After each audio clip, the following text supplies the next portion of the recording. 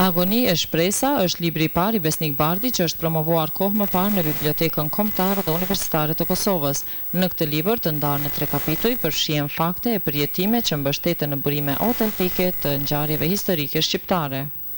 Libri ndahet në 3 kapituj. Kapitulli i parë është periudha e luftrave në periferitë e qyteteve, do thotë në fshatra, tokë djegur, rreth qyteteve, deportimi i gjithë asaj popullate rurale në qendra urbane, po ashtu edhe jashtë Kosovës, me gjithë ato tmerret e përjetuara.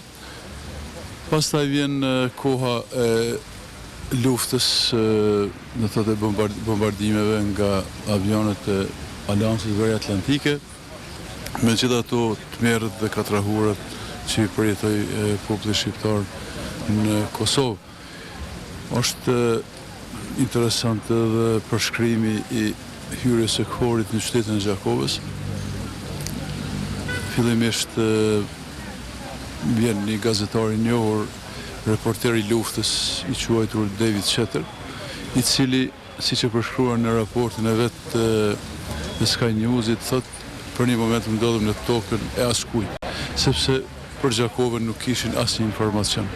Ai mbeti i stepur dhe i habitur kur u takua me qytetarët gjakovarë. Unë kam pas fatin që të jem në mesin atyre gjakovarëve që u takuan për herë të parë me David Shetterin, duke ja bërë me dije se në ato momente Gjakova digje i flak në të 4 anët, do thotë dëgjoheshin po ashtu detonime nga artilleria serbe e cila bombardonte fshatrat shqiptare, do të thotë shtetit shqiptar rreth kufirit, si edhe dëgjoheshin të shtëna nga armët automatike. Pra, në ato momente kur David Shetter hyri në territorin e Gjakovës se bëheshin krime nga ana e kriminalëve, ai i gjendur në një situatë të habitshme, në pyet çfarë mund të bëj për ju, sepse sipas shënimeve dhe njoftimeve forcat e KFOR-it do stacionohen Rogov, do thotë ende nuk ishin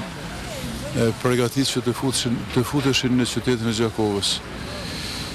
Kërkesa emergjente ishte e qytetarëve që të intervenohet sa më shpejt dhe të bëhet e mundshme futja e forcave të NATO-s në qytetin e Gjakovës që të shpëtohet ai popull i ngujuar me muaj të tërë, do thotë gjatë 78 ditëve.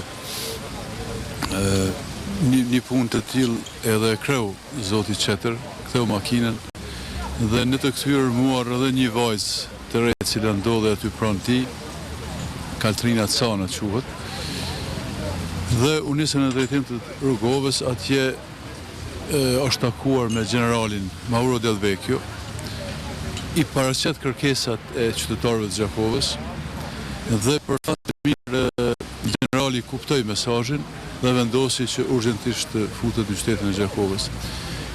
Veprimi i David Shetter edhe i generalit Mauro Del Vecchio bëri që të shpëtohet një numër shumë i madh i qytetarëve që kishin mbetur në qytetin e Gjakovës. Prandaj qytetarët e Gjakovës, Kosova, i kemi shumë borxh këtyre dy njerëzve. Do të kryen një mision. Pikërisht këto gjëra të faktuara, do të thotë vazhdimisht janë të shënuara në libër, po ashtu janë të shënuara edhe adresat në internet ku mund të gjenden videoklipe të cilat e dokumentojnë dhe e faktojnë këtë që thash. Edhe emrat e fëmijëve të autorit të librit, Medlina, Betimi dhe Poema, reflektojnë lirinë e shqiptarëve dhe lirinë njerëzore, duke i parë në emrat e tyre nismëtarët e vendosur për çlirim dhe lirinë njerëzore e kombëtare. Po ashtu në këtë libër është përfshirë edhe simpoziumi me karakter ndërkombëtar që ka të bëjë me helmimet në Kosovë, po në fakt ju keni qenë edhe organizatori kryesor ku edhe keni pasur qasje në dokumente.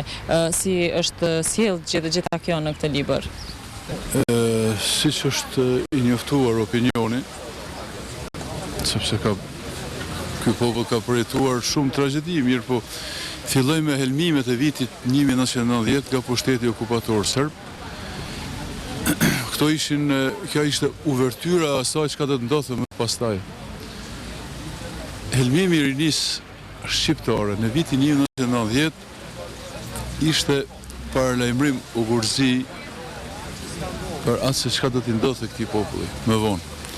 Në atë kohë isha në specializim në Zagreb, do të thotë në klinikën e Orlës Vinogradskaj, në atë kohë, dhe ishte kohë e vlimeve politike edhe në Kroaci, ishte koha kur rënohej komunizmi dhe vazhdimisht ngritej opozita dhe ndodhi ashtu pikërisht ra komunizmi dhe HDZ fitoi zgjedhjet në krye me Tuxmanin.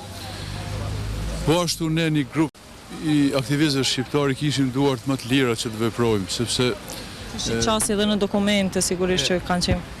Që të organizohet një simpozium i cili do t'i kundërvihej raporteve federative ishte një mrekulli në atë kohë. Dhe pikërisht edhe kështu ndodhi fal miqve kroat, kur e them këtë gjithmonë kom parasysh ato argumentet e cilat do t'i parashtroj. Kryetari i Komisionit dytë federativ, i cili ishte sajuar enkas që t'i kundërvihet rezultateve dhe punës së simpoziumit Kosova sprove ndërgjegjës mjekësore, profesori mjekësisë ligjore nga Ljubljana, do të thotë Dolenc, profesor Dolenc, publikisht u distancua nga nënshkrimi të cilën kishte dhënë kohë më parë në raportin e dytë federativ. Duke thënë, sepse ishte prezent në simpozium, duke thënë se raporti ishte nënshkruar nën presion dhe se nuk është e mundur që brenda 24 ore të konstatohet ka apo s'ka helmime në Kosovë. Do të ishte një gjë absurde, mirë, po politikës jugoslave në atë kohë i duhej një dokument i tillë. Ky ishte rezultati i parë që u arrit. Rezultati i dytë është gjetja e substancës dimetil fosfadicionat në 7 mostrat e urinës, të cilat ishin dërguar nga Kosova në Zagreb për tu ekzaminuar. Këtë zbulim e bëri një biokimist kroat, do të thotë Franjo Plavšić, duke e cekur edhe materien toksike që ndodhet në urinë aty në pacientët të cilët ishin të helmuar në Kosovë, dhe rezultati i tretë, i cili është i jashtëzakonshëm dhe me shumë peshë, është rrëzimi i teorisë së induksionit psiqik apo i historisë kolektive, të cilën u munduan ekspertët serb t'ja imponojnë jo vetëm ish Jugosllavisë, po edhe ndërkombëtarëve. Në këtë libër janë pasqyruar vetë vëzhgimet tuaja në aspektin e një mjeku humanist, por të cilat janë përjetuar nga vetë ju, më thonë janë faktike. Si e përshkruani ju këtë?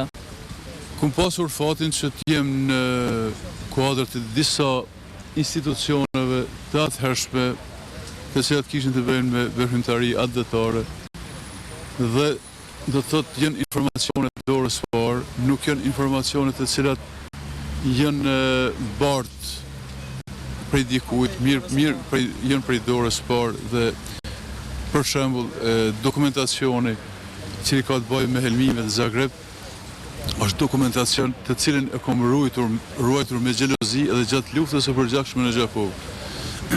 Në Gjakov ishte një tmerr i vërtet gjatë atyre ditëve dhe ishte shumë rrezik i madh që të mbashin dokumente të tilla. Mirë, po ndeshti fati që ato të mos gjinden dhe të mos digjet lokali ku kanë qenë të strehuara, ashtu që fati është i Kosovës që këto dhëna janë ruajt dhe do të dalin, do thotë, në sipërfaqe.